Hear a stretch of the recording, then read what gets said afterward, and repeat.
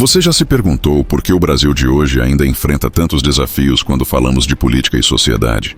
Questões como desigualdade social, corrupção, concentração de poder nas mãos de poucos e a desconfiança generalizada na política não surgiram de repente. Elas têm raízes profundas, plantadas muito antes de nós nascermos, e que continuam crescendo e influenciando o presente. 100 anos atrás, o Brasil vivia um período de intensas transformações. Era a década de 1920, marcada por contrastes.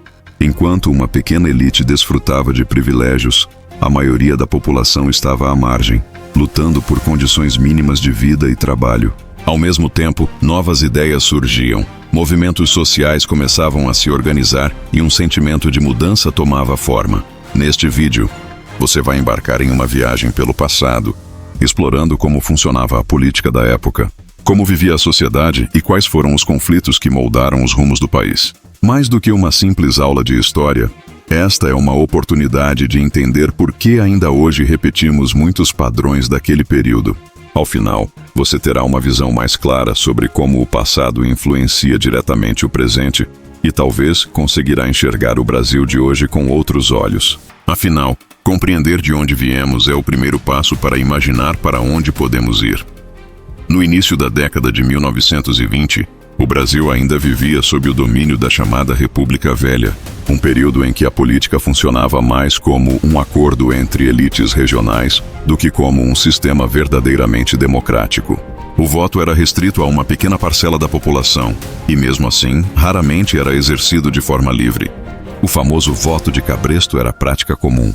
Coronéis, grandes proprietários de terras e chefes políticos locais controlavam o resultado das eleições, muitas vezes comprando votos, intimidando eleitores ou simplesmente manipulando urnas. Esse sistema, conhecido como coronelismo, garantia que o poder permanecesse nas mãos das mesmas famílias e grupos econômicos. A chamada política do café com leite ilustra bem esse período. As presidências eram revezadas entre as elites de São Paulo, com sua economia cafeeira em expansão, e Minas Gerais, com sua influência política consolidada.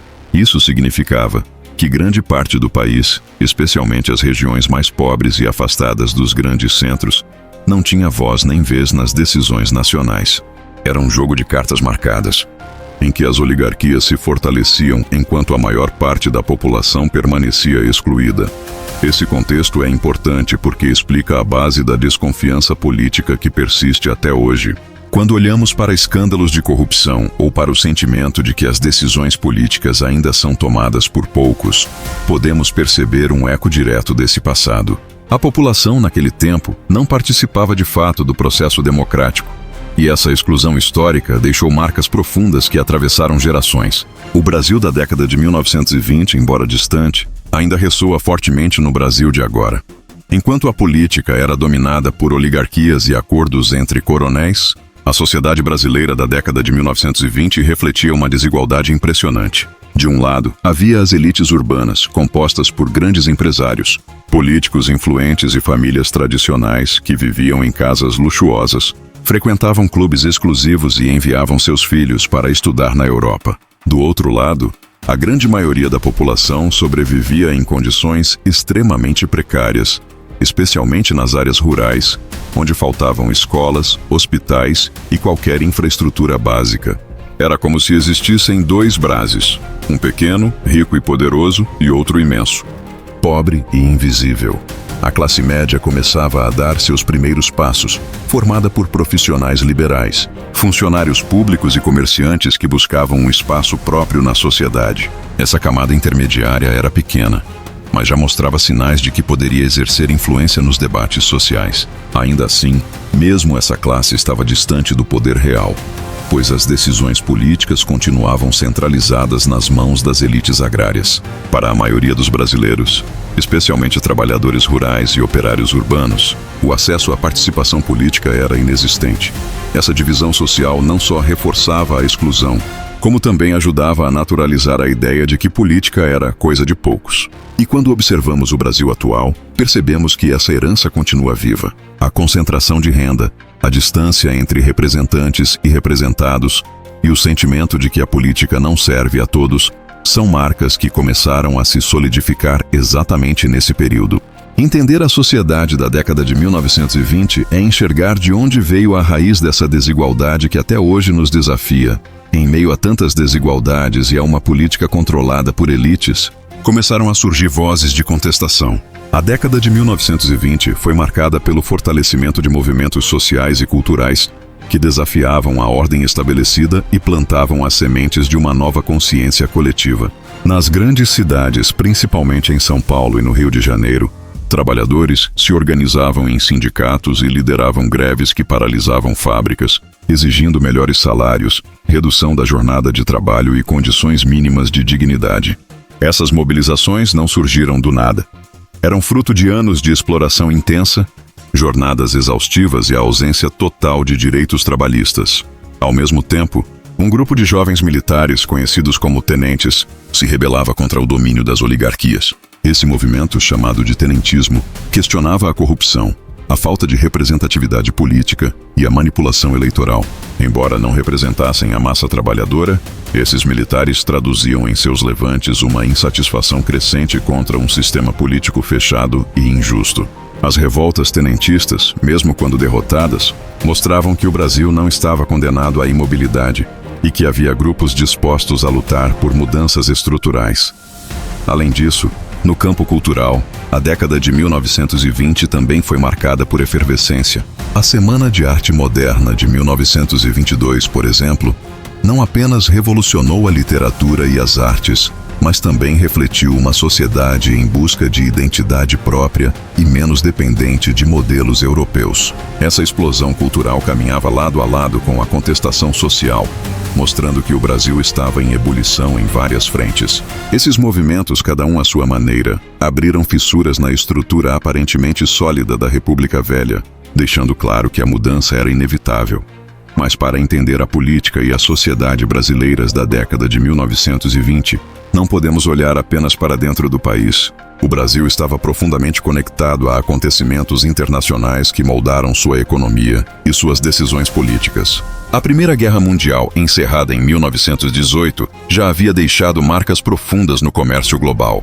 Para o Brasil, que dependia fortemente da exportação do café, o cenário externo era vital. No início da década, o preço do café mantinha-se relativamente estável, garantindo certa prosperidade às elites cafeeiras. Porém, essa dependência de um único produto deixava a economia vulnerável a qualquer crise internacional. Essa vulnerabilidade ficou evidente com a crise de 1929. O colapso da Bolsa de Nova York, que derrubou mercados no mundo todo. O café, que representava mais de 70% das exportações brasileiras, perdeu valor rapidamente, arrastando com ele a base econômica que sustentava a política da República Velha. A queda brutal no preço e na demanda internacional gerou desemprego, falências e um clima de instabilidade generalizada. Para os trabalhadores, significou ainda mais dificuldades. Para as elites, significou a perda de poder e controle. Esse choque externo foi o gatilho que acelerou as mudanças internas. A crise revelou a fragilidade de um sistema que apostava todas as fichas em um único produto e nas alianças políticas regionais. Mostrou também que o Brasil não estava isolado. Decisões tomadas em centros financeiros distantes podiam revirar a vida de milhões de brasileiros. Essa dependência de fatores externos continua sendo uma realidade até hoje, e olhar para 1929 nos ajuda a entender por que crises globais ainda têm tanto impacto no nosso cotidiano. Com a crise internacional corroendo a base da República Velha, começou a surgir um novo tipo de liderança política que falava em modernização, renovação e ruptura com o modelo oligárquico. Entre esses nomes, um se destacou com força: Getúlio Vargas. Representante de um Rio Grande do Sul em ascensão, Vargas simbolizava um Brasil que buscava alternativas diante do colapso da política do café com leite. Ele representava uma geração de políticos que entendia que não bastava manter os acordos entre coronéis e elites regionais. Era preciso oferecer uma nova narrativa para uma população cansada de exclusão. Ao mesmo tempo, ideias diferentes começavam a circular. O avanço do movimento operário trazia noções de sindicalismo e direitos trabalhistas, enquanto o tenentismo ainda pulsava dentro dos quartéis, defendendo reformas políticas e maior moralidade pública. Essas forças, embora distintas, convergiam em um ponto: a necessidade de mudança, A velha política, sustentada pelo coronelismo e pela concentração de poder, já não conseguia dar respostas. A figura de Vargas, com seu discurso de renovação e sua habilidade em dialogar com diferentes setores, se tornou o catalisador desse momento histórico. Esse embate entre forças tradicionais e emergentes é um reflexo de algo que ainda vemos no Brasil atual. O choque entre quem deseja manter estruturas antigas e quem exige transformações. A década de 1920 mostrou como lideranças novas podem surgir em meio à crise, canalizando insatisfações para criar rupturas profundas. Era a preparação para o grande momento que mudaria o rumo do país. A Revolução de 1930. O estopim das tensões acumuladas ao longo da década veio em 1930, quando a aliança política que sustentava a República Velha finalmente ruiu. A sucessão presidencial daquele ano deveria seguir o esquema tradicional da política do café com leite. Mas Minas Gerais rompeu o acordo e não apoiou o candidato paulista, Júlio Prestes.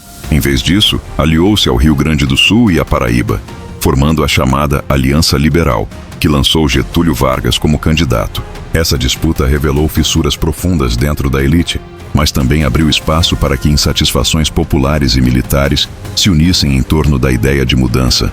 A vitória oficial de Júlio Prestes nas urnas foi imediatamente contestada.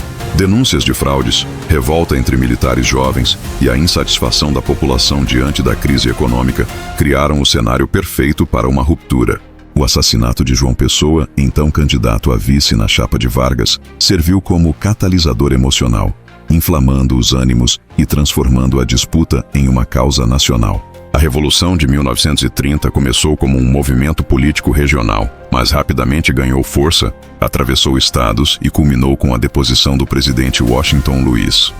Esse momento marcou o fim da República Velha e o início de uma nova era política no Brasil. Vargas assumiu o poder e, com ele, inaugurou-se um período em que o Estado passou a ter um papel mais ativo na economia e nas relações sociais. Mas, acima de tudo, a Revolução de 1930 mostrou que o domínio absoluto das oligarquias regionais não era mais sustentável. Foi a prova de que, quando a pressão social, econômica e política se encontram, até sistemas aparentemente sólidos podem desmoronar. Um recado que continua atual. Não há poder eterno quando a base que o sustenta entra em colapso. Enquanto as elites políticas disputavam o poder e o país passava por transformações institucionais, a vida da população comum seguia marcada por contrastes gritantes. No campo, a maioria dos brasileiros vivia em condições extremamente precárias. Trabalhadores rurais, sem direitos e submetidos a sistemas de exploração quase feudais, sobreviviam com pouco acesso à educação, saúde ou qualquer forma de proteção social. A vida era dura, com jornadas exaustivas e uma dependência quase absoluta dos grandes proprietários de terra, que não só controlavam a economia local, mas também a política por meio do coronelismo. Já nas cidades, um novo ritmo começava a emergir.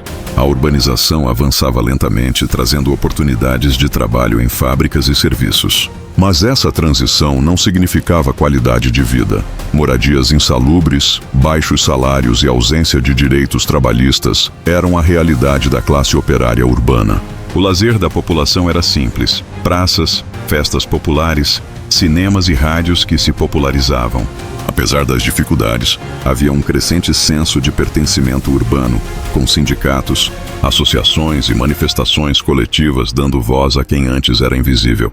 Esse cotidiano, repleto de desafios, ajuda a entender como a sociedade reagia às mudanças políticas. Enquanto os poderosos traçavam os rumos do país, a maioria tentava apenas sobreviver, muitas vezes sem perceber que estava inserida em um processo maior de transformação histórica. Esse Brasil real, o Brasil das pessoas comuns, era o combustível invisível que alimentava os movimentos sociais e, de forma indireta, empurrava a política para o caminho das mudanças. É olhando para a vida diária dessa época que conseguimos compreender não apenas as estruturas políticas, mas também a força silenciosa de uma sociedade em ebulição.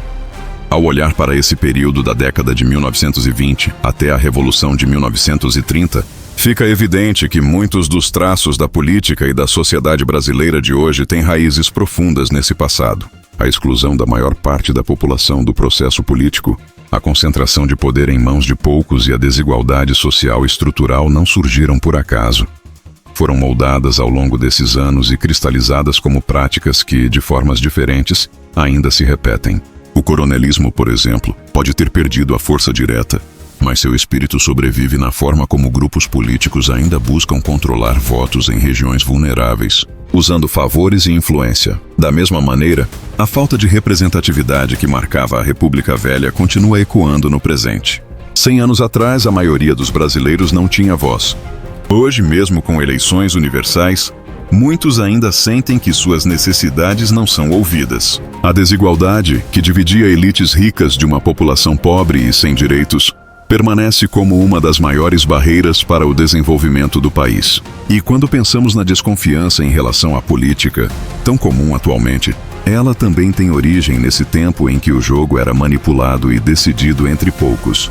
Compreender esse legado não é apenas uma questão de revisitar o passado, mas de perceber que muito do que enfrentamos agora já foi vivido, em outras formas, por gerações anteriores. Esse conhecimento permite enxergar padrões, entender como certas estruturas se perpetuam e, principalmente, perceber que mudanças só acontecem quando a sociedade pressiona e exige transformação.